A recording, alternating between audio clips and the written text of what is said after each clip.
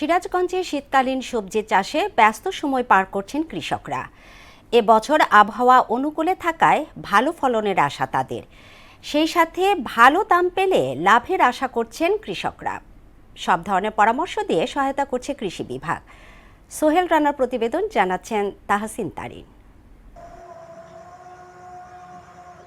চলতি মৌসুমে সিরাজগঞ্জে বিস্তীর্ণ মাঠ জুড়ে শীতকালীন সবজির সমারোহ। কোথাও ক্ষেত জুড়ে বাঁধাকপি, ফুলকপি, লাউ, মূলা, বেগুন, সিম সহ নানা রকম শাকসবজি চাষে ব্যস্ত সময় পার করছেন কৃষকরা।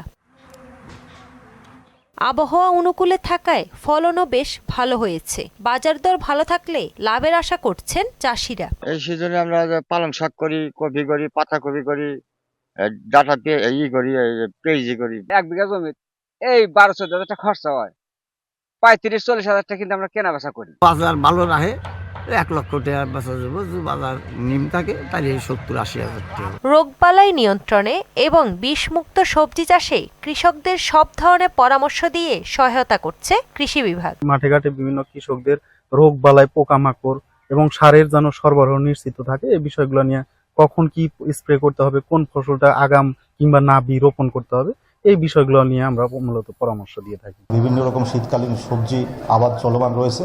আমরা কৃষি সম্প্রসারণ অধিদপ্তর কৃষকদেরকে নিরাপদ এবং বিষমুক্ত সবজি উৎপাদনের ব্যাপারে আইপিএম প্রযুক্তির ব্যাপারে আমরা বিভিন্ন রকম পরামর্শ দিয়ে যাচ্ছি। পাশাপাশি আধুনিক কলা কৌশল এবং চাষাবাদের ব্যাপারেও তাদেরকে পরামর্শ দিয়ে যাচ্ছি। এই বছর সদর উপজেলায় প্রায় 2600 হেক্টর জমিতে সবজি চাষ হয়েছে। তাহসিন তারিন, মোহনা সংবাদ।